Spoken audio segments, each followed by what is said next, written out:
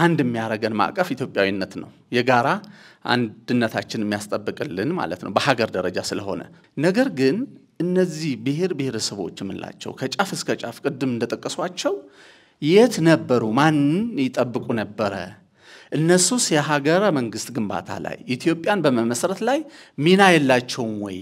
አማራ በብሔር ሲደራጅ መከራ ወረደ ይባላል እንዴት ከኢትዮጵያዊነት ይወርዳል አይመጥነውም እንደዚህ ይባላል በኢትዮጵያ ሲያቀነቅን ደግሞ የገዥ መደብ ሆነ እንደዚህ ሊያርክ ሊጨቁን ነው እንደዚህ ይባላል ስለዚህ ይሄን ነገር ሁለቱንም እሳቤዎች አማራ አጠቃላይ በፖለቲካ እንቅስቃሴ እንዲያደርግ አይፈቀድለትም ማለት ነው የኢትዮጵያዊነት አስተሳሰብን ይዘህ ብታደራጀው ነው የሚሻለው ወይስ ብሔርን አስተሳሰብ ይዘህ ብታደራጀው ነው የሚለው ነገር ስናስብ ኢትዮጵያ አስተሳሰብን ይዘህ ብታደራጀው ይሻላል ነው የሚሆነው ለኔ ብሔርን አስተሳሰብ ይዘህ ካደራጀው ግን እዛው ይጠባል አሁን የወቅቱ ያለው አስኪ ሁኔታስ አያስገድድም ወይ እሱ እንግዲህ አሁን ባለው ሁኔታ አሁን ያለው ሁኔታ እየተገደለ እየተሰደደ ንብረቱ እየጠፋ ክልሉ